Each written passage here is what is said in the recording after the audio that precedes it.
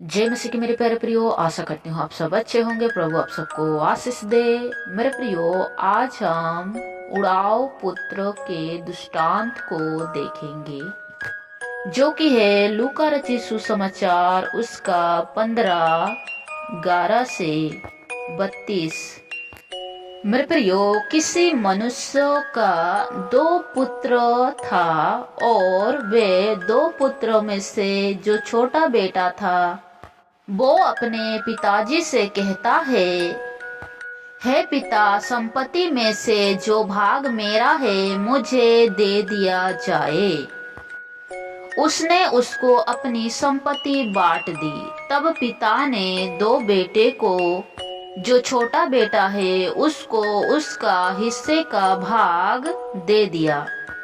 तब क्या हुआ मेरे प्रियो, उसका जो छोटा बेटा था वो घर छोड़कर बहुत दिनों तक दूर देश को चला गया, और वहां उन्होंने वो सारा धन कुकर्मों में अपनी संपत्ति उड़ा दी, और उसने अपना सब कुछ धन संपत्ति खर्च कर चुका था।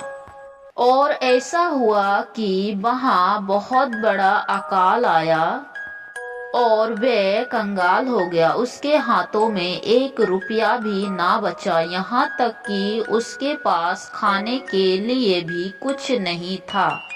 फिर वे भटकते भटकते एक निवासी के घर जा पहुंचा। तब वहां उसने काम ढूंढने की कोशिश की। तब उस मनुष्य ने उसको अपने घर में सूअर चराने का काम दिया। मेरे प्रियो, वही छोटा बेटा सूअर का काम करने लगा दूर देश में। और जब उसे भूख लगी तब वहां का जो उसका मालिक था उसने उसको खाना खाने के लिए भी नहीं दिया। जो सूअर खाते थे वही खाना उसको खाने के लिए कहा गया। मेरे प्रियो, यहाँ एक बात ध्यान दीजिए, जब छोटे बेटे के पास सब कुछ था तब वो कुकर्मों में, मौज मस्ती में सारा पैसा उसने उड़ा दिया और खत्म कर दिया। उसके बाद क्या हुआ मेरे प्रियो, जब उसे होश आया कि मैंने क्या कर दिया है, तब वो कहने लगा कि मेरे पिता के कितने ही मजदूर को भोजन से अधिक रोटी मिलती है। इसके बाद वो सोचता है कि मैं उठकर अपने पिता के पास चला जाऊंगा और उसे कहूंगा कि पिताजी, मैंने आपके विरुद्ध में और स्वर्गों के विरुद्ध में बहुत बड़ा पाप किया है। क्योंकि वे जान चुका था कि उसके पिता उससे कितना प्रेम करते हैं, और जो धन उसने कुकर्मों में उड़ाया था उसको स्मरण हुआ कि मैंने गलत किया करके। और वे सोचता है कि मैं जाकर अपने पिताजी से कहूंगा कि मुझे अपने एक मजदूर के समान रख ले। तब वो उठकर अपने पिता के पास चला। जैसे ही वो घर के बाहर चलते चलते पहुंचा, वो आधी दूर में ही था, तब उसके पिताजी ने उसे देखकर बहुत खुश हुआ और दौड़कर आकर अपने बेटे को गले से लगाया और उसे चूमा।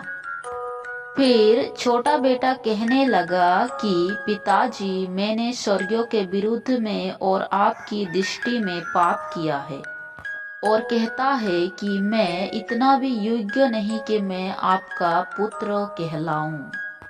इसके बाद क्या हुआ मेरे प्रियो, उसका जो पिता था वो अपने दासों से कहने लगा, झटपट इसके लिए वस्त्र निकालो और पहनाओ, और इसके हाथों में अंगूठी पहनाओ, पाँवों पर उसको चप्पल पहनाओ, उसे जूतियां पहनाओ, और पला हुआ बछड़ा उसके लिए पकाओ, और हम आनंद मनाएंगे। ये सब उसके पिताजी ने कहा जब उसका बेटा घर लौट आया। मेरे प्रियो, यहाँ हम एक वचन को देखेंगे जो कि है लूका रचित सुसमाचार उसका 19 का 10। क्योंकि मनुष्य का पुत्र खोए हुए को ढूंढने और उसका उद्धार करने आया है। मेरे प्रियो, हमारा स्वर्गीय का पिता भी ऐसा ही है। वो हमसे बहुत प्रेम करता है, इसीलिए यीशु मसीह इस जगत में आया कि आज जितने भी लोग इस संसार में खो गए हैं, इस संसार में भटक गए हैं, प्रभु को जानकर भी वे लोग आज भटक चुके हैं, उन लोगों को प्रभु ढूंढने के लिए आया है ताकि वे लोग अपने घर दोबारा लौट आए और प्रभु उनके साथ आनंद मनाए। क्योंकि यीशु मसीह मनुष्य जाति का उद्धार करने के लिए इस संसार पर आया।